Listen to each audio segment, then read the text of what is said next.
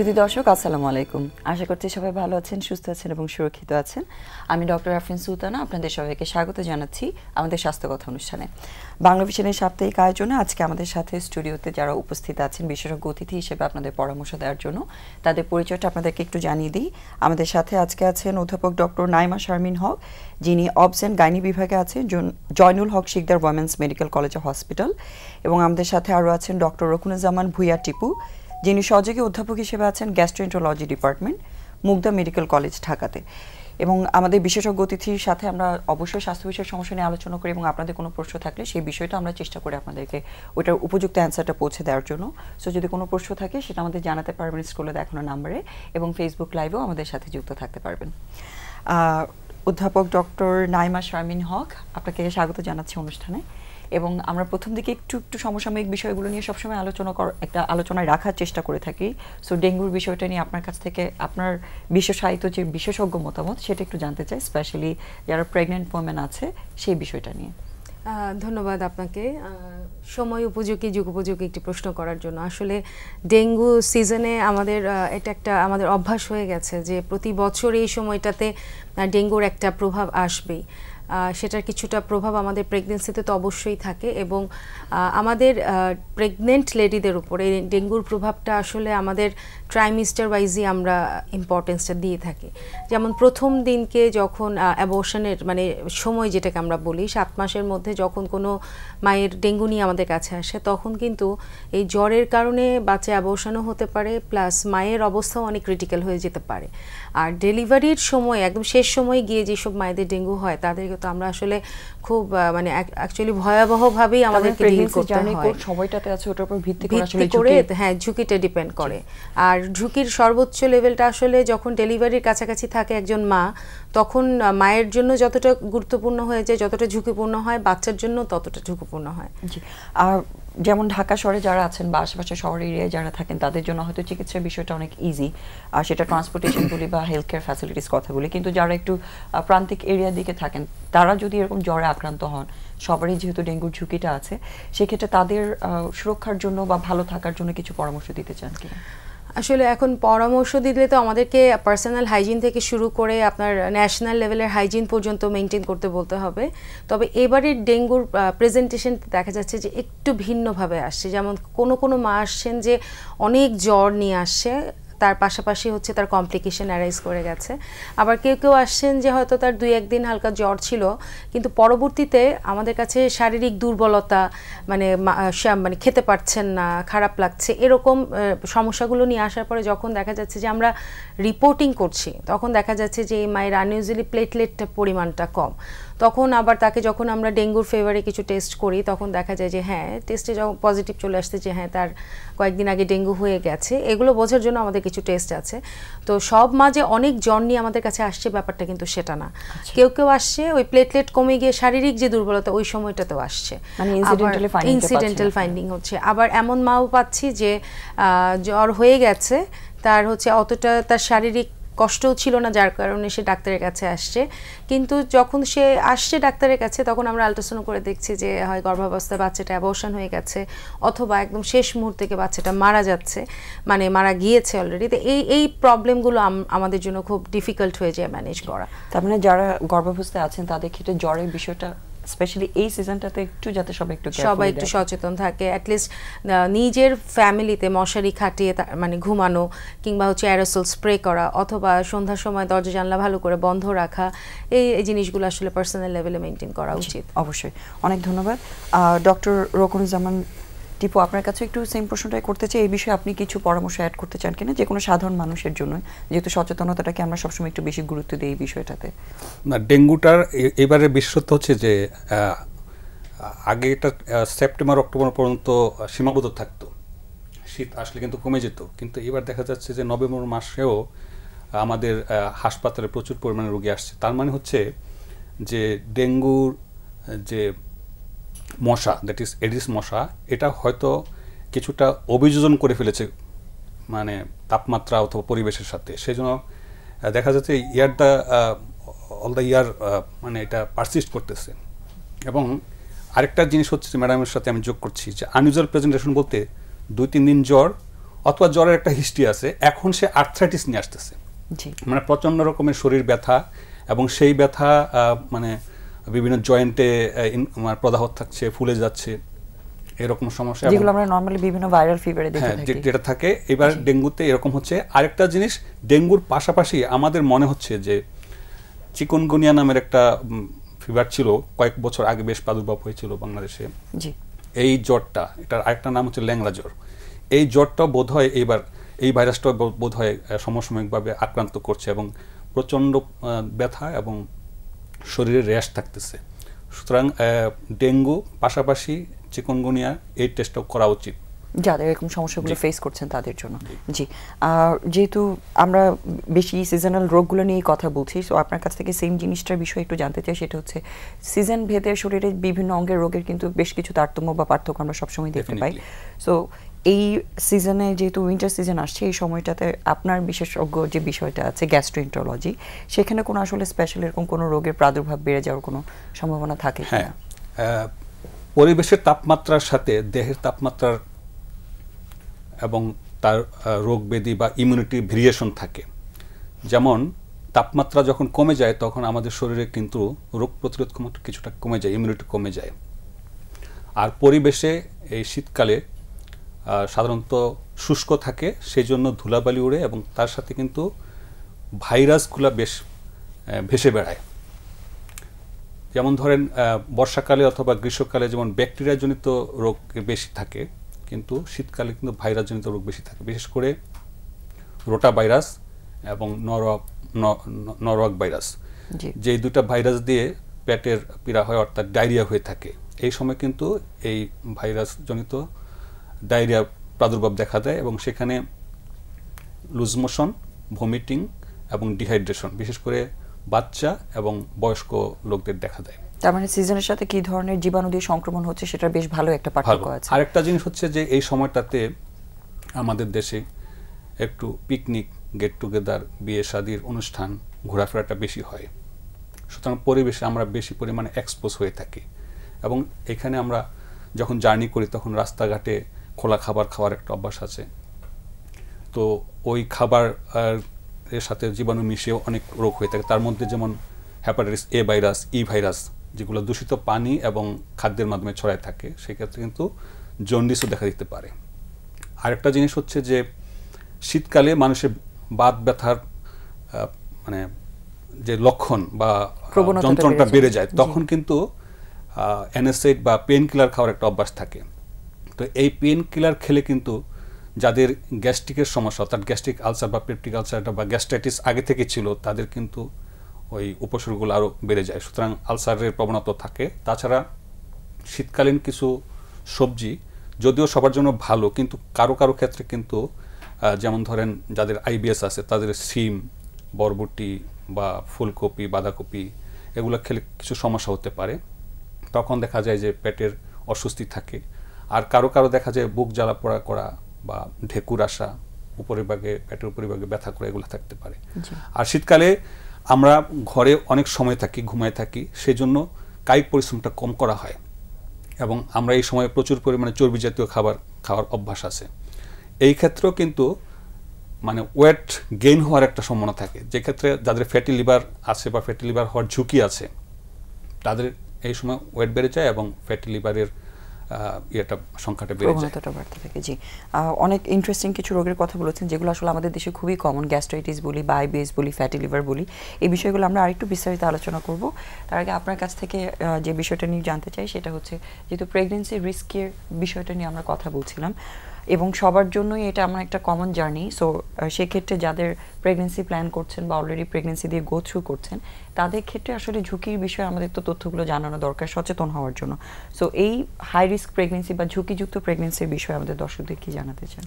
আচ্ছা, দর্শকদের জানানোর জন্য বলতে চাই যে প্রেগনেন্সিতে যে কোনো ধরনের সমস্যা হতে পারে, এবং যে কোনো কিছু হলেই কিন্তু সেটা হাই রিস্ক পর্যায়ে যাবে। যেমন প্রেগনেন্সির আগে থেকে যদি কারো প্রেশার থাকে, ডায়াবেটিস থাকে, সেও কিন্তু প্রেগনেন্সিতে প্রেশার ডায়াবেটিস বেড়ে গিয়ে ঝুঁকিপূর্ণ হয়ে যেতে পারে। আবার প্রেগনেন্সিতে নতুন করে প্রেশার ডায়াবেটিস এই জিনিসগুলো চলে আসতে পারে, তাকেও আমরা কিন্তু ঝুঁকিপূর্ণ প্রেগনেন্সির আওতায় ফেলবো। আর তার পাশাপাশি আপনার আরও কিছু সমস্যা যেটা শুধুমাত্র প্রেগনেন্সি ওরিয়েন্টেডই হয়, যেমন ধরেন যে কোনো সময় খুব পেটে ব্যথা হওয়া, ফুল আলগা হয়ে রক্তপাত যাওয়া, অথবা সময়ের আগে ডেলিভারির ব্যথা উঠে যাওয়া, কিংবা পানি ভেঙে যাওয়া, বাচ্চার শরীরের কোনো একটা অংশ যেমন হাত পা অথবা নাড়ি বের হয়ে আসা, এই সব জিনিসগুলোকে আসলে আমরা ঝুঁকিপূর্ণ প্রেগনেন্সির মধ্যে ফেলে দিই। ডেঞ্জার সাইন যেগুলো আমরা বলি, আমরা রোগীদেরকে বুঝিয়ে দিই যখন তারা আমাদের কাছে রেগুলার চেক আপে আসেন মান্থলি, তখন আমরা তাদেরকে কাউন্সেলিং করি, যেটাকে আমরা অ্যান্টিনেটাল কেয়ার বলি, মানে গর্ভাবস্থায় গর্ভবতী মায়ের পরিচর্যা যেটাকে আমরা বলি। তো এই সময়টাতে আমরা আসলে ডেঞ্জার সাইনগুলোকে তাদেরকে অবহিত করি। যেমন যদি কোনো মায়ের প্রেশার বেশি থাকে তাহলে তাকে আমাদেরকে বলে দিতে হবে যে প্রেশার বেড়ে গেলে সে কিভাবে বাসায় প্রেশার না মেপেও বুঝতে পারবে যে তার প্রেশার এখন বেশি আছে। যেমন গর্ভাবস্থায় প্রেশার বেশি থাকলে কিন্তু আমরা গর্ভবতী মায়েদেরকে বোঝানোর জন্য বলে দেই যে তোমার কিন্তু যদি পায়ে পানি চলে আসে এবং সেটা যদি সারা রাত ঘুমানোর পরে সকালে উঠেও যদি সে পানিটা থেকে যায়, তাহলে তোমাকে বুঝতে হবে যে তোমার প্রেশার বেড়ে যাচ্ছে অথবা বাড়তে আছে, কিংবা বেড়ে যাওয়ার একটা সম্ভাবনা আছে। তার পাশাপাশি যদি তার মাথা ঝিমঝিম করে, ব্যথা করে, সে যদি আমরা বলি রুগীদেরকে যে তুমি যদি মনে হয় চোখের সামনে তুমি তারাবাতির মতো দেখছো, আলোর ঝলকানি আসছে, মানে আমার ভিশনটা হ্যাম্পার্ড হচ্ছে, ঝাপসা দেখছে রুগী, এই কথাগুলো আমরা বলে দিই যে এগুলো হচ্ছে বিপদ সংকেত যদি কোনো মায়ের প্রেশার বেশি থাকে। তেমনিভাবে ডায়াবেটিসের একটা মা, তাকেও আমরা বলে দিই যে তোমার কিন্তু সুগার কন্ট্রোলে থাকতে হবে। সুগার যদি কন্ট্রোলে না থাকে তাহলে কিন্তু তোমার পেটে যে পানি আছে, যে পানিটাতে বাচ্চা আছে, এই পানির পরিমাণ তোমার অনেক বাড়তে থাকবে এবং বাচ্চাও অনেক বড় হয়ে যাবে, তাতে পরবর্তীতে তোমার নর্মাল ডেলিভারিতে তুমি নাও হতে পারে তোমার নর্মাল ডেলিভারি। আবার পানি বেড়ে গেলে যে কোনো সময় পানি ভেঙে যাওয়ার একটা ঝুঁকি থাকে। আবার পানি যখন ভেঙে যায় তখন ফুল আলগা হয়ে ব্লিডিংও হতে পারে। সো এই জিনিসগুলো কিন্তু সবগুলো যে ডায়াবেটিসের জন্য হচ্ছে ব্যাপারটা কিন্তু তা না, কিন্তু সম্পৃক্ততা আছে, একটার কারণে আরেকটা হয়ে যেতে পারে। এই যে ব্যাপারটা, এই যে বোঝার ব্যাপারটা, এই জিনিসগুলো আসলে আমাদেরকে অ্যান্টিনেটাল কেয়ারই বলতে হয়। আবার ধরেন আছে যে অনেকে আছে যে প্রেগনেন্সিতে খুব ঘন ঘন প্রস্রাবের ইনফেকশন হয়, সেটা রক্তশূন্যতার কারণে হতে পারে, ডায়াবেটিসের জন্য হতে পারে, আবার কোনো সমস্যা নাই কিন্তু তার পার্সোনাল হাইজিন সে ঠিকমতো মেনটেন করতে পারছে না, সে কারণেও হতে পারে। তো কারণ যেটাই হোক না কেন, যদি তার এই সমস্যা হয় যে বারবার প্রস্রাবের ইনফেকশন হচ্ছে, তাতেও কিন্তু এই মায়ের কিন্তু পানি ভেঙে যেতে পারে। আবার বাচ্চার বৃদ্ধিতেও প্রবলেম হতে পারে। এই বাচ্চার বৃদ্ধির প্রবলেম কিন্তু ডায়াবেটিস একটা মায়ের যখন বাচ্চার ওজন অনেক বেড়ে যায়, সেটাকেও কিন্তু আমরা মানে ঝুঁকিপূর্ণ অবস্থার মধ্যেই ফেলি। আবার অতিরিক্ত প্রেশার থাকার কারণে কিন্তু উল্টাটা হয়, বাচ্চার ওজন বাড়তে চায় না। তখন দেখা যায় যে অতিরিক্ত ওজনের কারণেও যেমন আমরা নর্মাল ডেলিভারিতে যেতে পারি না, ওজন যখন অতিরিক্ত কমও থাকে তখনও কিন্তু আমরা আসলে নর্মাল ডেলিভারির কথা ভাবতে পারি না। এই কারণে সব কিছু মিলিয়ে ওভারঅল হাই রিস্ক প্রেগনেন্সি মায়েদের অ্যান্টিনেটাল কেয়ারটা যেমন অন্য মায়েদের তুলনায় একটু বেশি সংখ্যক হতে হয়, তাদের কিছু অতিরিক্ত পরীক্ষা নিরীক্ষাও করতে হয়, তেমনিভাবে তাদের আসলে ম্যানেজমেন্টের জন্য সেটা থ্রু আউট দ্য প্রেগনেন্সি বলেন কিংবা ডেলিভারির সময় বলেন, আমাদেরকে একটু বিশেষ সচেতনতা অবলম্বন করতে হয়। ইম্পর্টেন্ট। জি, অ্যান্টিনেটাল কেয়ারটা তো অবশ্যই খুবই ইম্পর্টেন্ট একটা চ্যাপ্টার যারা প্রেগনেন্সিতে গো থ্রু করছেন তাদের জন্য, এবং চেক আপের বিষয়টা স্পেশালি যারা সচেতন আছেন তাদের জন্য তো অবশ্যই ভালো। কিন্তু আমি স্পেশালি অনেক পেশেন্ট পাই যারা প্রপার কোনো অ্যান্টিনেটাল চেক আপ ছাড়াই কিন্তু ডেলিভারিতে যাচ্ছে। আমাদের একটা মিথ প্রবাদ আছে, যেমন স্পেশালি হচ্ছে যারা একটু ঢাকা থেকে একটু দূরে কিংবা দুই শহরের মাঝামাঝি একটা সময় মানে পর্যায়ে থাকেন কিংবা মফস্বলে থাকেন অথবা গ্রামে থেকে আসেন, অনেক আছে যে বয়স্ক মানুষও বলে যে আমাদের সময় তো আমরা এত চেক আপে যাইনি, এখন এত চেক আপ লাগে কেন, এখন এত টেস্ট করতে হয় কেন। হ্যাঁ, তো এখনও কিন্তু আসলে রেগুলার চেক আপে আসা পার্সেন্টেজ পেশেন্টদের খুবই কম। তো আমরা যেটা করি সেটা হচ্ছে যে একটা পেশেন্ট যখন আমাদের কাছে আজকে চেক আপে আসলো, তাকে এটা আমাদের দায়িত্ব, এটা আমরা যারা রোগী দেখছি এটা আমাদের দায়িত্ব যে তার পরবর্তী চেক আপে সে কবে আসবে। যেমন আমরা সাধারণত সেটা এটা আমরা পার্টিকুলারলি তাকে ডেটটাও দিয়ে দিব যে তুমি আমার কাছে 1 মাস পরে আসবা, কিন্তু যদি এর মধ্যে তোমার কোনো প্রবলেম হয় তাহলে তুমি যে কোনো সময় তুমি হসপিটালে চলে আসবা। এই ইনফরমেশনটা তাদেরকে দিতে হবে অবশ্যই, এবং এটা খুবই ইম্পর্টেন্ট। এই বিষয়টা নিয়ে আরেকটু ডিটেল আপনার কাছ থেকে জানবো। তার আগে ডক্টর রকুনজামান ভুঁইয়া, আপনার কাছে একটু কমন সমস্যাটা নিয়ে কথা বলতে চাই, সেটা হচ্ছে আপনি গ্যাস্ট্রাইটিসের কথা মেনশন করছিলেন, যেটা গ্যাস্ট্রিকের সমস্যা খুবই কমন একটা প্রবলেম এবং সবাই সম্ভবত সাফারই করে থাকেন এই বিষয়টাতে। সো গ্যাস্ট্রাইটিস নিয়ে আমাদের এখানে কিন্তু অনেক ভুল ধারণা আছে এবং অনেক ম্যাল প্র্যাকটিস যেটা আমরা বলি বা ভুল চিকিৎসা প্রচলিত আছে। সো এই বিষয়টার সম্পর্কে, রোগের সম্পর্কে আমাদের দর্শকদের কি জানাতে চান এবং এটার জন্য সচেতন হওয়াটা কত বেশি ইম্পর্টেন্ট? গ্যাস্ট্রাইটিস হচ্ছে পাকস্থলীর প্রদাহ। এটা কোনো জীবাণু দিয়েও হতে পারে, আবার জীবাণু ছাড়া অন্য কোনো কেমিক্যাল দিয়েও হতে পারে, অথবা লাইফের কোনো স্ট্রেসফুল কন্ডিশনের জন্য যদি হরমোন বেশি রিলিজ হয় তাহলে হতে পারে। জীবাণু বলতে যেমন হেলিকোব্যাক্টার পাইলোরি, এটা বিশ্বজোড়াই এবং বাংলাদেশেও এটার প্রায় অন অ্যান অ্যাভারেজ 70 to 90% মানে জনগণ এটার প্রতি কোনো না কোনো সময় এক্সপোজ হয়েছে। আর কোনো ওষুধের জন্য হতে পারে, যেমন ধরেন পেন কিলার, ডাইক্লোফেনাক, নেপ্রোক্সেন, ইন্ডোমিথাসিন, এই জাতীয় ওষুধ অন্য কোনো কারণে খেয়েছেন তখন হতে পারে, বা স্টেরয়েড নেওয়ার জন্য হতে পারে। কেউ যদি স্মোকিং করেন বা অ্যালকোহল নেন তাহলে ওনাদের গ্যাস্ট্রাইটিস হওয়ার সম্ভাবনা আছে। আরেকটা হচ্ছে যদি অতিরিক্ত মানসিক চাপে থাকেন তাহলে কিন্তু যাদের পেপটিক আলসার আছে অথবা গ্যাস্ট্রাইটিস হওয়ার প্রবণতা আছে তাদের সিমটম বেড়ে যায়। ফুড হ্যাবিটের সাথে এটা রিলেশনটা কি? আচ্ছা, ফুড হ্যাবিটের সাথে খুব বেশি আলসার করবে এমন কথা নাই, কিন্তু যাদের প্রি এক্সিস্টিং অলরেডি যাদের আলসার আছে বা গ্যাস্ট্রাইটিস হিস্ট্রি আছে তাদের ক্ষেত্রে অতিরিক্ত মশলাযুক্ত তৈলাক্ত খাবার, ভাজা পোড়া খাবার, ডুবো তেলে তৈরি করা খাবার যদি খায় তাহলে তাদের উপসর্গগুলো বেড়ে যায়। তো এই গ্যাস্ট্রাইটিস প্রথমে প্রদাহ হবে, তারপর কিন্তু এটা যদি রিস্ক ফ্যাক্টর অথবা ঝুঁকিগুলো যদি দূর না করা হয় অথবা প্রপারলি ট্রিটমেন্ট না করা হয় তাহলে কিন্তু একসময় আলসার হতে পারে। এটাকে গ্যাস্ট্রিক আলসার বা পেপটিক আলসার বা ডিউনাল আলসার নামে অভিহিত করা হয়ে থাকে এবং সেই আলসারটাও কিন্তু শনাক্ত করে ঘা হবে। তো ওটারও যথাযথ চিকিৎসা করতে হবে এবং অবশ্যই ডাক্তারের মাধ্যমে করতে হবে এবং নির্দিষ্ট সময় ধরে এটা ট্রিটমেন্ট করতে হবে। আর যদি গ্যাস্ট্রিক আলসার মনে করে এবং এটাকে মামুলি মনে করে যদি ডাক্তারের কাছে না যান এবং দীর্ঘদিন অপেক্ষা করেন তাহলে কোনো এক সময় হয়তো এই গ্যাস্ট্রিক আলসার ক্যান্সারে রূপান্তর হতে পারে, অথবা ওনার হয়তো ক্যান্সার আছে, উনি মনে করছেন গ্যাস্ট্রিকের সমস্যা, মাঝে মধ্যে অমিপ্রাজল বা এই জাতীয় ওষুধ খেয়ে থাকেন, অ্যান্টাসিড খেয়ে থাকেন, উপসর্গ কমে যায়, উনি আর কোনো তার মানে উপসর্গগুলো একটা সাধারণ গ্যাস্ট্রাইটিস রোগের ক্ষেত্রে একটা মানুষের হচ্ছে প্রদাহের জন্য একই ধরনের উপসর্গগুলো ক্যান্সার রোগেও হতে পারে। সো সেক্ষেত্রে যারা অনেক দিন ধরে রোগগুলোতে ভুগছেন এবং ডাক্তার না দেখে ওষুধ খাচ্ছেন তাদের জন্য নিশ্চয়ই ঝুঁকিটা অনেক বেশি। প্রথম দিকে কিন্তু গ্যাস্ট্রিক আলসার বা গ্যাস্ট্রাইটিস এবং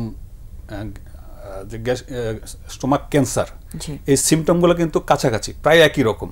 এটা যে কারো ভুল হতে পারে বা উনি মনে করতে পারেন মামুলি ব্যাপার, সেরে যাবে, কিন্তু প্রপারলি অ্যাড্রেস না করা হলে এবং ট্রিটমেন্ট না করা হলে কিন্তু অ্যাডভান্স স্টেজে গিয়ে গ্যাস্ট্রিক ক্যান্সার ধরা পড়তে পারে। এবং এই নভেম্বর মাস, আজকে 30শে নভেম্বর মাসটা হচ্ছে স্টোমাক ক্যান্সার অ্যাওয়ারনেস মান্থ। এবং এই অ্যাওয়ারনেসটা হচ্ছে যে কী করতে হবে, যে আমাদের মটো থাকবে যে ভেরি আর্লি, খুবই প্রাথমিক অবস্থায় যদি গ্যাস্ট্রিক ক্যান্সার ধরা পড়ে তাহলে কিন্তু আমরা এটাকে পরিপূর্ণভাবে চিকিৎসা দিয়ে সুস্থ করে ফেলতে পারি। কিন্তু দুঃখের বিষয় হচ্ছে আমাদের অবহেলার দরুন যে সমস্ত রোগীরা আসে তার অধিকাংশই আসেন খুব অ্যাডভান্স স্টেজ এবং জটিল অবস্থায় আছেন, তখন কিন্তু তেমন কিছু করার থাকে না, শুধু প্যালিয়েটিভ ট্রিটমেন্টের পর্যায়ে থাকে। মানে চিকিৎসা করলেও তাকে সুস্থ করে তোলা পুরোপুরি যে সম্ভাবনাটা সেটা অনেক কমে যায়। এবং অনেকে এটা আমার পরামর্শ হচ্ছে যে পেটের যে কোনো উপসর্গ যদি সেটা দীর্ঘস্থায়ী হয়, বারবার হয় এবং এটা খুব যদি পীড়াদায়ক হয়, অবশ্যই সেটা একজন রেজিস্টার্ড চিকিৎসক অথবা নিকটস্থ সরকারি বেসরকারি যে কোনো হাসপাতালে গিয়ে প্রপারলি এটা ডায়াগনোসিস করে ট্রিটমেন্ট করতে হবে। জি, মানে অবহেলা যাতে না করেন, ইভ্যালুয়েশনটা করে যেটাই হোক রোগ সেই বিষয়ে যাতে পরামর্শ এবং চিকিৎসাটা নেয়। অনেক ধন্যবাদ। আপনার কাছে যেহেতু হাই প্রেগনেন্সির জন্য আপনি বললেন এটা প্রিভেনশনের জন্য খুবই ইম্পর্টেন্ট, সেটা হচ্ছে অ্যান্টিনেটাল চেকআপটা যদি আমরা করি এবং অনেক ইনসিডেন্ট বা অনেক মিসহ্যাপ আমরা এটাতে প্রিভেন্ট করতে পারছি। সো অ্যান্টিনেটাল চেকআপের ব্যাপারে একটু ডিটেল কিছু আমাদের সাধারণ মানুষদের জন্য বলতে চান কিনা? হ্যাঁ, অবশ্যই বলতে চাই, আমি ভাইয়ের কথা থেকে একটু টানি। ব্যাপারটা হচ্ছে যে ভাই একটা কথা বললেন যে মামুলি ভাবা যাবে না, এটাই আমাদের দেশে সবচেয়ে বেশি হয়। আমরা কিন্তু যে এটা প্রেগনেন্সি হোক কিংবা যে কোনো রোগের উপসর্গ হোক, এটা মাথা ব্যথা থেকে শুরু করে পেট ব্যথা থেকে শুরু করে ইভেন কি যদি কারো ওজন বাড়তে থাকে অনেক বেশি কিংবা অনেক বেশি ওজন কমে যেতে থাকে, আমরা কেন যেন মানে আমাদের এসপেক্টে বলছি যে আমরা যেন কেন যেন সব কিছুকে খুব মামুলিভাবে নেই এবং আমরা খুব ভাবি মনে মনে যে এটা হয়তো ঠিক হয়ে যাবে, কিন্তু যখন আমাদের কাছে চলে আসে তখন আমাদের অনেক সময় অনেক কিছুই করার থাকে না। এন্টিনেটাল কেয়ারটার ব্যাপারটাও কিন্তু সেরকম। অনেকেই আছেন যে মামুলি ভাবেন যে মাত্র তো কনসিভ হলো, মাত্র 1 মাস হলো, 2 মাস হলো, 5 মাস হয়নি, এখন কেন যাব, এই ধরনের মন মানসিকতা যারা বহন করে থাকেন, যেটা বলছিলেন যেটা একটা নরমাল বিষয়, সবাই ধরে নেয় এটাকে চেঞ্জেস কেন হবে। আমরা কখনো কখনো এমনও পেশেন্ট পাই যে সরাসরি ডেলিভারির ব্যথা ওঠার পরে হাসপাতালে এসছে, তার পুরো 9 মাসের প্রেগনেন্সি পিরিয়ডে কোনো একটা রক্তশূন্যতা আছে কিনা এইটুকু পরীক্ষা তার করা নেই, একটা আলট্রাসোনোগ্রাম অনেক দূরের কথা। এখন মোটামুটিভাবে কিন্তু আমাদের সরকারি পর্যায়ে কিন্তু মোটামুটিভাবে একটা হেলথ ফ্যাসিলিটি কিন্তু সব জায়গায় আছে এবং হেলথ ওয়ার্কাররাও কিন্তু গ্রামে মফস্বলে সব জায়গায় গিয়ে কিন্তু অ্যাটলিস্ট প্রেগনেন্ট মায়েদের প্রেশারটা মাপছে, তারা ভিটামিন ক্যালসিয়ামটা খাচ্ছে কিনা সেটা জিজ্ঞেস করতেছে, তাদের ওজনটা মাপছে। তারপরও এই জিনিসগুলো খুব মানে কেন বলবো মানে কিভাবে বলা উচিত বুঝতে পারছি না, ফ্যাসিলিটিস থাকার পরও মানুষ সেটা হ্যাঁ আমার জন্য ফ্যাসিলিটি আছে, এখন আমাকে সেটা নিতে আসতে হবে, আসতে যে হবে এই মন মানসিকতাটাই অনেকে বেয়ার করতে পারে না। এই জায়গাটাতে অনেক বড় একটা সচেতনতার অভাব আছে। অবশ্যই বাংলা ভিশন সহ সকল টেলিভিশন চ্যানেল যারা স্বাস্থ্য ওরিয়েন্টেড এই ধরনের প্রোগ্রামগুলো কন্ডাক্ট করছেন, এই প্রোগ্রামগুলো কিন্তু যেসব রোগীরা আমাদের কাছ পর্যন্ত আসতে পারে না তাদের জন্য কিন্তু অনেক ইনফরমেটিভ হয়, কিছু এই অনেক ইম্পর্টেন্ট তথ্যগুলো কিন্তু তারা ঘরে বসেই জানতে পারছে এবং তারপরে কিন্তু তারা অনেক সময় আমাদের কাছে আসেন যে হ্যাঁ ম্যাডাম আপনাদের কথাগুলো শুনেছি, আমি তো ভেবেছি আমার আরও পরে আসলে হবে, কিংবা আমার তো মাথা ব্যথা করে, আমার তো মানে মাথা ঝিমঝিম করে, কিংবা আমার পা ফুলে গেছে, অথবা আমার সবাই বলে আমার 5 মাস বাচ্চা পেটে কিন্তু আমার পেটটা এত বড় মনে হয় যে আমার 8-9 মাস হয়ে গেছে। তার মানে এই যে কথাগুলো আমরা থ্রু মাস মিডিয়া তাদের কাছে পৌঁছাতে চাচ্ছি, এই জিনিসগুলো কিন্তু তারা কেউ কেউ শুনেও আমাদের কাছে আসছেন। আবার কেউ আছেন যে এগুলো জানেন, মানে ভয়ঙ্করভাবে আমাদের কাছে যেটা চলে আসে সেটা হচ্ছে দ্বিতীয়বার প্রেগনেন্সি, মানে প্রথমবার প্রেগনেন্টদের তো একটা অভিজ্ঞতা থাকে প্রথমবার প্রেগনেন্সি, অনেকে করেন কি দ্বিতীয়বার প্রেগনেন্ট হলে যে প্রথমবার যে ওষুধপত্র দেওয়া হয়েছিল সেগুলো খেতে থাকে। আবার অনেকে উইদাউট রেফারেন্স ইনভেস্টিগেশনও করে, রক্তটা চেক করে, আলট্রাসাউন্ড করে, এরকমও কিন্তু আমরা পেশেন্ট পাই। তো আসলে সচেতনতা যেটা ব্যাপারটা সেটা যে শুধু ডাক্তারের কাছে আসলে ডাক্তারের কাছ থেকে শুনেই সেটা আপনার কাছে যাবে ব্যাপারটা সেটা না, কিছু কিছু জিনিস ঘরেও থাকতে হয়। যেমন একটা ঘরে যখন একজন মেয়ে প্রেগনেন্ট হবে তার যে সম্পর্কগুলো থাকবে, স্বামী, মা, শ্বশুর শাশুড়ি, ভাই বোন, দেবর ননদ, এই প্রতিটা সম্পর্ককেই আসলে এই প্রেগনেন্ট লেডির জন্য খুব সচেতন হয়ে যেতে হবে যে আমার হাজব্যান্ড নাই, এই জন্য আমি আমার সম্পর্কে মানে আমার সমস্যার কথাটা আমি কারোর কাছে বলতে পারছি না।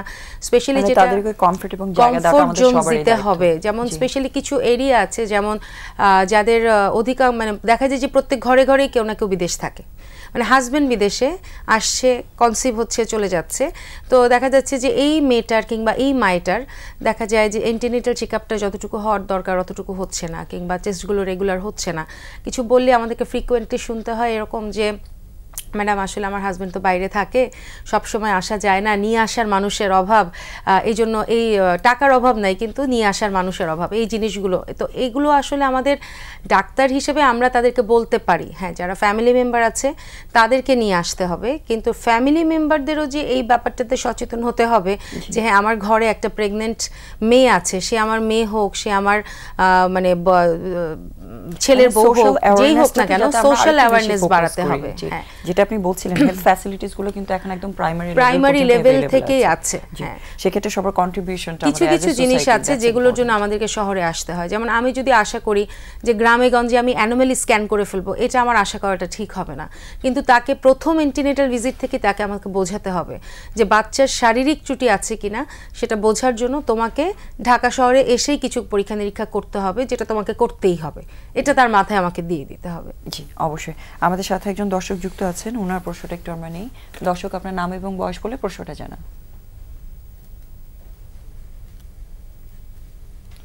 আপনি কি শুনতে পাচ্ছেন? জি জি বলুন। জি আপা, আমার আমার ওয়াইফের বয়স হচ্ছে 28 বছর, আর কোনো ডায়াবেটিস নেই শরীরে। ও প্রায় এটা হচ্ছে ওর ফার্স্ট প্রেগনেন্সি, প্রায় 8 মাস চলে। তো ওর এখন মানে দাঁতও ভাঙতেছে একটু বেশি। এটা হচ্ছে আর কি প্রবলেম। মানে এই ক্ষেত্রে কি করণীয় যদি আপা একটু বলতো, ডাক্তার আপা একটু বলে। জি ডক্টর আপনাকে শুনতে পেয়েছেন? হ্যাঁ, হ্যাঁ, আমি ওনার কাছে শুনতে আপনার কোনো দাঁত প্রশ্ন ভাঙলে আছে? কোনো সাইড ইফেক্ট বাচ্চার উপর পড়বে কিনা সেটাও জানতে চাচ্ছি না। আচ্ছা, আপনার ওয়াইফ কি রেগুলার চেকআপে আছেন? জি রেগুলার চেকআপে আছে। আচ্ছা, উনি কি প্রেগন্যান্সি কন্টিনিউ করার জন্য প্রোজেস্টেরন টাইপের কোনো ওষুধ খাচ্ছেন কিংবা কোনো ইনজেকশন নিচ্ছেন? জি জি, প্রেগন্যান্সি কন্টিনিউ করার জন্য ডাক্তার যে সমস্ত ইনস্ট্রাকশন দিতেছে বা ওষুধ দিতেছে সেগুলো চলতেছে কন্টিনিউ। না, প্রতিদিন কোনো ইনজেকশন নিচ্ছেন অথবা হচ্ছে সপ্তাহে 2-1 দিন কোনো ইনজেকশন নিতে হচ্ছে প্রেগন্যান্সি কন্টিনিউ করার জন্য? না না, সেটার জন্য কোনো ইনজেকশন নিতে হচ্ছে। আচ্ছা, তো এখন ব্যাপারটা যেটা যে 8 মাস এই সময় কিন্তু এই স্রাবটাকে আমাদেরকে কিন্তু একদম অবহেলা করা যাবে না। যে কোনো মহিলা প্রজননতন্ত্রের ইনফেকশন থেকেও কিন্তু স্রাব হতে পারে। 1-2 নাম্বার হচ্ছে যে স্রাব কিন্তু একটা উপসর্গ, যে এই জরায়ুটা যে কোনো সময় আপনার ব্যথা উঠে যেতে পারে। তো এখন যেহেতু ওনার 8 মাস চলছে বলছেন, আমি ধরে নিচ্ছি 8 থেকে 9 মাসের মধ্যেই তার প্রেগন্যান্সি কন্টিনিউ হচ্ছে।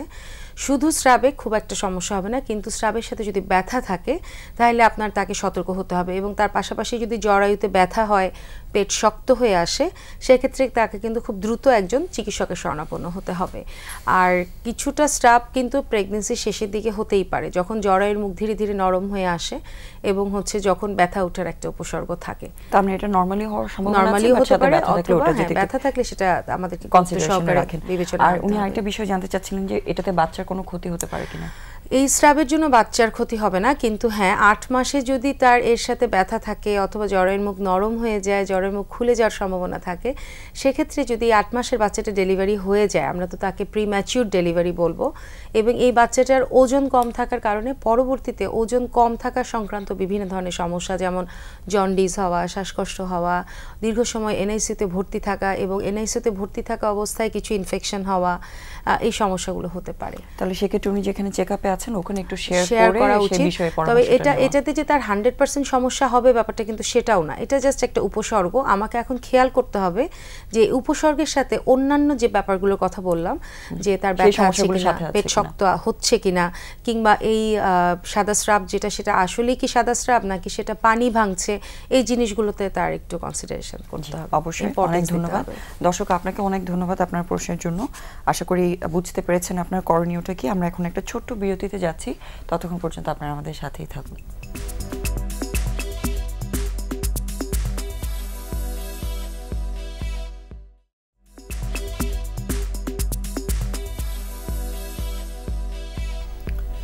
শুধু দর্শক, আপনাদেরকে আবারও স্বাগত জানাচ্ছি স্বাস্থ্য কথা অনুষ্ঠানে। এবং আজকে স্টুডিওতে আমাদের সাথে বিশেষজ্ঞ হিসেবে উপস্থিত আছেন অধ্যাপক ডক্টর নাইমা শারমিন হক এবং ডক্টর রকুনুজ্জামান ভুইয়া টিপু।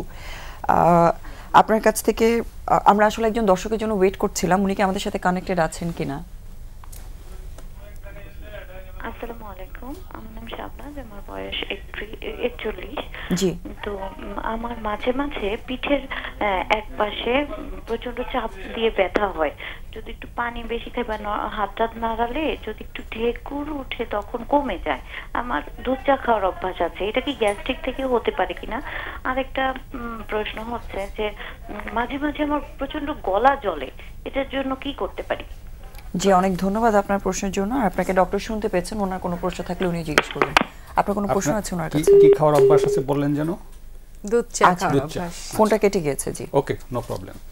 আমি বুঝতে পারছি দুইটা সমস্যা, একটা হচ্ছে ঢেকুর আসে আর হলো পিঠের একদিকে ব্যথা। বয়স 41। এখন এই যে পিঠের যে ব্যথাটা, এটা মহিলা ওনার আসলে একটু সার্চ করা উচিত যে ওনার ইউটিআই অর্থাৎ প্রস্রাবের তন্ত্রের কোনো ইনফেকশন আছে কিনা। যদি ইনফেকশন থাকে তাহলে কিন্তু এরকম কোমরের দিকে বা নিচের দিকে ব্যথা থাকতে পারে। সেটা ওনার সিমটম জিজ্ঞাসা করতে হবে। তার সাথে ওনার একটা ইউরিনের যদি নর্মাল টেস্ট করা হয়, ইউরিন ফর রুটিন এক্সামিনেশন, তাহলে কিন্তু আমরা এটা যদি থাকে তাহলে ট্রিটমেন্ট করবো, আর না থাকলে আমরা এক্সক্লুড করবো আর কি।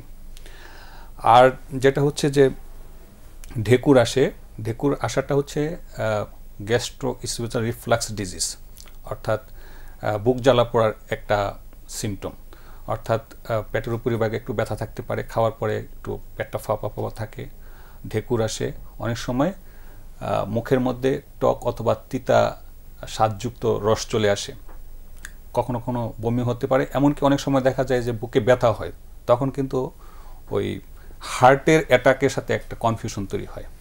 যাই হোক, ওনার এই যে ঢেকুর আসে সেটার জন্য আমার মনে হচ্ছে আপাতত ওনার রিফ্লাক্স ডিজিজ আছে। রিফ্লাক্স মানে হচ্ছে যে স্টোমাকের যে খাবারের কন্টেন্ট তার সাথে স্টোমাকের যে নিঃসৃত রস, পাচক রস, সেগুলো সম্মিলিতভাবে হয়তো উপরের দিকে উঠে আসে। এখন এটার জন্য যাদের ঝুঁকির মধ্যে কারা আছে, যদি স্থূলকায় হয়ে থাকেন এবং যদি অতিরিক্ত টি অথবা কেফিন বা কফি এগুলো খান, তাদের হতে পারে। স্পাইসি ফুড, বিশেষ করে অতিরিক্ত ভাজা পোড়া এবং ফাস্ট ফুড, জাঙ্ক ফুড, এবং যারা বেভারেজ জাতীয় খাবার খেতে, কোক, ফান্টা এসব পানীয় খান, তাদের হতে পারে। এবং খাওয়ার পরপরই কেউ যদি সামনের দিকে ঝুঁকে কাজ করেন, যেমন ধরুন এই মহিলা আপনি খাবারের সম্পৃক্ততার কথা বলেছেন, উনি স্পেসিফিক্যালি একটা কোয়েশ্চেন করেছেন যে দুধ চা খেলে ওনার এই সমস্যাটা বেশি হয়, সেটার সাথে কোনো সম্পৃক্ততা আছে কিনা? দুধ চা খেলে দুধে কারো কারো একটু হজমের সমস্যা হতে পারে, তবে এই রিফ্লাক্সের সাথে ডাইরেক্ট সম্পর্ক নেই। তবে উনি যদি বারংবার, আমি একটা বললাম যে চা, কফি এবং যদি এগুলা খান, তাহলে কিন্তু ওনার সিমটমটা বেড়ে যায়। সেক্ষেত্রে ওনাকে এটা আরও কমাইতে হবে এবং খুব অল্প পরিমাণে খেতে হবে। আর দুধে যদি ওনার কোনো রকমের ইনটলারেন্স থাকে, তাহলে দুধটা বাদ দিয়ে রং চা খেতে পারেন আর কি। আর ওনার জন্য স্পেসিফিক্যালি উপদেশ হচ্ছে যে খাওয়ার পরপরই শোয়া যাবে না। খাওয়া এবং ঘুম মাঝখানে, বিশেষ করে রাতে 2 ঘন্টা সময় ব্যবধান থাকবে, এবং প্রয়োজন হলে মাথার দিকটা একটু উঁচু করে রাখবেন, বিশেষ করে 2টা বা 3টা বালিশ ব্যবহার করবেন।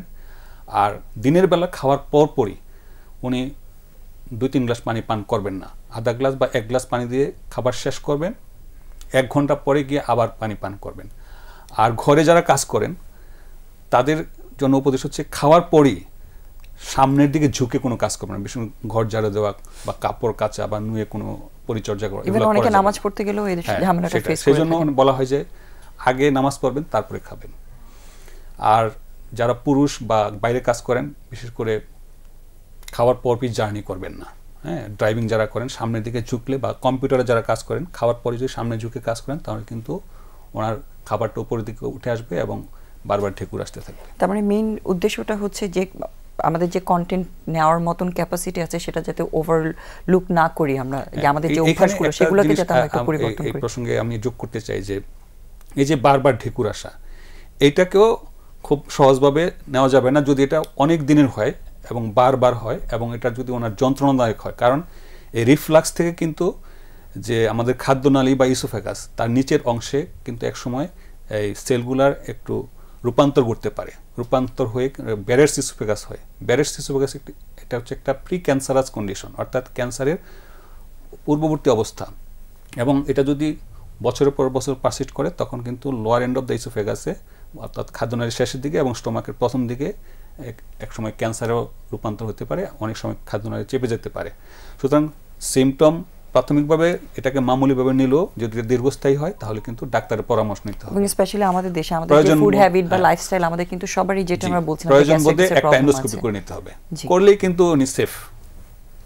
অবশ্যই। এবং এটা নিয়ে যে একটা ভয় পেয়ে থাকেন সবাই, যে এটা অনেক ঝুঁকিপূর্ণ বা অনেক ব্যথাযুক্ত, এরকম কোনো আসলে বিষয় আছে কিনা, সেই বিষয়ে কি বলতে চাই? এইটা হচ্ছে খুবই, এটা একটা মজার ঘটনা হচ্ছে যে আমাদের দেশের লোক এন্ডোস্কোপির অ্যাডভাইস করা হলে কিন্তু অনেক রোগী ডাক্তারকেই পরিত্যাগ করে, যে আমি করব না, এটা অসহ্য বা কি না কি ভয়ঙ্কর। আসলে একটু অস্বস্তি হবে, কারণ এন্ডোস্কোপটা হচ্ছে একটা নলের মতো চিকন, ফ্লেক্সিবল, নরম, এবং এটা ভিডিও, এটা মুখ দিয়ে ঢুকানো হবে, আস্তে আস্তে খাদ্যনালী এবং পাকস্থলী এবং ডিউডানামিক কিছু অংশ আমরা দেখে আসি। সুবিধা হচ্ছে কোথাও যদি কোনো ক্ষত থাকে বা পরিবর্তন লক্ষ্য করা যায়, তাহলে সেটা লোকেট করা কোন জায়গাটা আছে, এটার ধরনটা কি, প্রয়োজন হলে যদি সন্দেহ হয় তাহলে বায়োপসি করতে পারি। বায়োপসির মাধ্যমে আমি প্রদাহ বুঝতে পারি, বায়োপসির মাধ্যমে আমি বুঝতে পারি মানে কোন জায়গা আছে রোগটা, সেটা যেরকম আমরা দেখতে পাচ্ছি, কারণটা আমরা সঠিকভাবে নির্ণয় করতে পারছি। এবং রোগীদের আমি একটা জিনিস আশ্বস্ত করতে চাই, এক্সপার্ট হ্যান্ডে এন্ডোস্কোপি করতে কয়েক মিনিট সময় লাগে, 2-4-5 মিনিট লাগে। এবং কেউ যদি অত্যন্ত আতঙ্কগ্রস্ত থাকেন যে আমি এটা করতেই পারবো না, তার জন্য ব্যবস্থা আছে। উনি সিরিয়াসনের মাধ্যমে করবেন, ঘুম পাড়ায় করবেন, এমনকি ওনাকে কিন্তু অজ্ঞান করেও করানো যাবে। সুতরাং যার প্রয়োজন তাকে এনিহাউ করা উচিত। মানে এটা হচ্ছে একটা ফেয়ারলি একটা পেইনলেস একটা প্রসিজার এবং সেফ একটা প্রসিজার। জি, অনেক ধন্যবাদ সুন্দর করে ইলাবোরেটলি বুঝিয়ে দেওয়ার জন্য। যেহেতু ক্যান্সার রোগের বিষয়টা ওনার সাথে কথা বলতে বলতে অনেকবার আসলো, জরায়ুর ক্যান্সারও কিন্তু আমাদের দেশে খুব কমন একটা প্রবলেম এবং এই রোগটা এখন কিন্তু আস্তে আস্তে আমরা দেখছি যে কন্ট্রোলটা বাড়ছে, ক্যান্সারের ঝুঁকি অনেক কিছুর মাধ্যমে কমানোর সুযোগটাও থাকছে। সো জরায়ুর যে ক্যান্সারের রোগটা আছে আমাদের দেশের কি অবস্থা বা পরিস্থিতি এবং সেটা প্রিভেনশনের জন্য কি করণীয় সাধারণ মানুষের জন্য একটু যদি বুঝিয়ে বলতেন। সুন্দর একটা প্রশ্ন, যেহেতু আমরা এখন ক্যান্সারের মধ্যেই আছি, মানে টপিকটা নিয়ে আলোচনা করছি। জরায়ুর মুখের ক্যান্সার এটা কিন্তু একটা সময় খুব ভীতিকর একটা অবস্থায় ছিল। এখন কিন্তু বেশ কয়েক বছর যাবতীয় আমাদের অনেক ধরনের স্ক্রিনিং ফ্যাসিলিটি কিন্তু অ্যাভেলেবেল এবং সচেতনতাটাও এখন সবার মধ্যে খুব বেশি।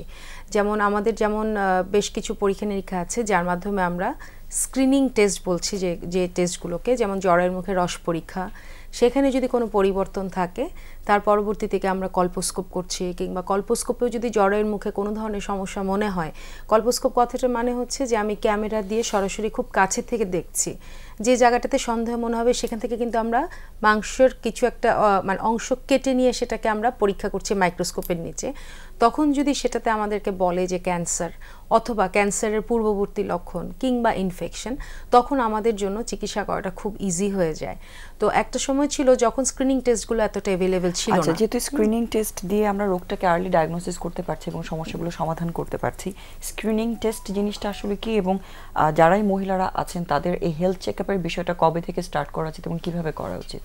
স্ক্রিনিং টেস্ট কথাটার মানে হচ্ছে এমন কিছু টেস্ট আছে যার মাধ্যমে জরায়ুর মুখের ক্যান্সার হতে পারে কিনা, হয়ে গেল কিনা, কিংবা জরায়ুর মুখের ক্যান্সার হওয়ার পূর্ববর্তী অবস্থায় এই জরায়ুটা আছে কিনা সেটা আমরা ধারণা করতে পারি। তো এখন স্ক্রিনিং টেস্টগুলোর বিভিন্ন ধরনের স্ক্রিনিং টেস্ট আছে, যেমন আমাদের সবচেয়ে প্রথম ধাপ হচ্ছে প্যাপসমিয়ার। এই প্যাপসমিয়ারটা এটা হচ্ছে ভায়া, প্রথম ধাপ হচ্ছে ভায়া, যেটা হচ্ছে আমরা একদম মানে গ্রামগঞ্জেও একটা নন টেকনিক্যাল পার্সনদেরকে দিয়ে আমরা যদি প্রসিডিউরটা শিখিয়ে দেই তাহলে কিন্তু সে সেটা করতে পারবে। এই টেস্টটা করার জন্য কোনো চিকিৎসকের প্রয়োজন হবে না। এটা টেস্টটা হচ্ছে যে আমরা একটু অ্যাসিটিক অ্যাসিড দিয়ে আমরা জরায়ুর মুখে আমরা সেটা কিছু এক মিনিট রাখবো, প্রশিক্ষণ দিব, 1 মিনিট রাখবো। সেটা যদি সাদা হয়ে যায় তাহলে এই যার জরায়ুর মুখটা সাদা হয়ে যাবে তাকে আমাকে পরবর্তী ধাপে পাঠাতে হবে, যেটা হচ্ছে প্যাপসমিয়ার, যেটা হচ্ছে জরায়ুর মুখে রস পরীক্ষা। সেটা সাধারণত টারশিয়ারি লেভেল হসপিটালগুলোতে হচ্ছে, যেমন মেডিকেল কলেজ হসপিটালে হচ্ছে, ব্যক্তিগত পর্যায়ে বিভিন্ন প্রাইভেট প্রতিষ্ঠানেও হচ্ছে। এখন জরায়ুর মুখে রস পরীক্ষা করতে কিন্তু একজন ডক্টর লাগবে। ভায়াটা হচ্ছে একজন নন টেকনিক্যাল পার্সনও করতে পারে, যে চেঞ্জ হয়ে গেলেই তাকে আপনাকে পাঠিয়ে দেবে প্যাপসের জন্য। প্যাপসটা অবশ্যই একজন ডক্টরকেই সেই রিপোর্টটা ইন্টারপ্রেট করতে হবে। স্যাম্পল কালেকশন করার পরে সেটা আমরা স্লাইড প্রিপেয়ার করে সেই স্লাইডটাকে রিড করতে আমার একজন ডক্টর লাগবে, প্লাস একজন ক্লিনিশিয়ানও লাগবে, যে এই রিপোর্টের সাথে জরায়ুর মুখের পরিবর্তনের যে ফাইন্ডিং সেটার মিল আছে কিনা সেটা দেখার জন্য। যদি প্যাপসমিয়ারে কোনো ধরনের চেঞ্জ থাকে, যেমন প্যাপসমিয়ারের রিপোর্টটা 3 ধরনের হতে পারে, এক বলবে যে এটা ঠিক আছে, অথবা বলবে এখানে ইনফেকশন আছে, কিংবা ক্যান্সারের পূর্ববর্তী অবস্থা বা ক্যান্সার হয়ে গেছে। রিপোর্টিংগুলো এরকম আসে। যদি কারো ইনফেকশন আসে তাহলে তো আমাকে ইনফেকশনের পর্যায়ে আমাকে আসলে চিকিৎসাটা দিতে হবে, পরবর্তী আর কোনো ধরনের টেস্টের প্রয়োজন নাই আপাতত। কিন্তু যদি কারো প্যাপসমিয়ার বলে যে তার এখানে ক্যান্সারের পূর্ববর্তী লক্ষণ আছে, অথবা ক্যান্সার সেল মনে হচ্ছে যে আছে এই অলরেডি ধরা পড়েছে, তখন আমাদেরকে কল্পোস্কোপে যেতে হয়। কল্পোস্কোপ মানে হচ্ছে আমরা ক্যামেরা দিয়ে আমরা খুব কাছে থেকে মাসিকের রাস্তার পথে জরায়ুর মুখটাকে আমরা দেখব।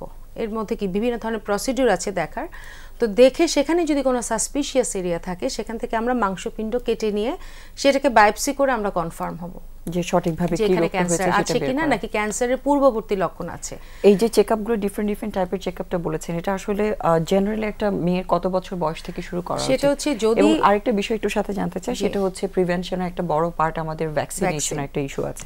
তো ভ্যাকসিনের বিষয়টা না একটু জানতে চাই। ভ্যাকসিনটা হচ্ছে এখন আপাতত আমাদের দেশে আমরা যে ভ্যাকসিনটা অ্যাভেলেবেল করেছি সেটা আমাদের যদি কারো 9 থেকে 12 বছর 14 বছর হয়, মানে বিয়ের আগে, হাজবেন্ডের সাথে থাকার আগে, তাদের ক্ষেত্রে আমরা 2টা ডোজ দিচ্ছি। কারণ আমাদের দেশে অনেক ছোট বয়সেও বাচ্চাদেরকে বিয়ে দিয়ে ফেলছে, 14-15 বছরও হয়ে যাচ্ছে।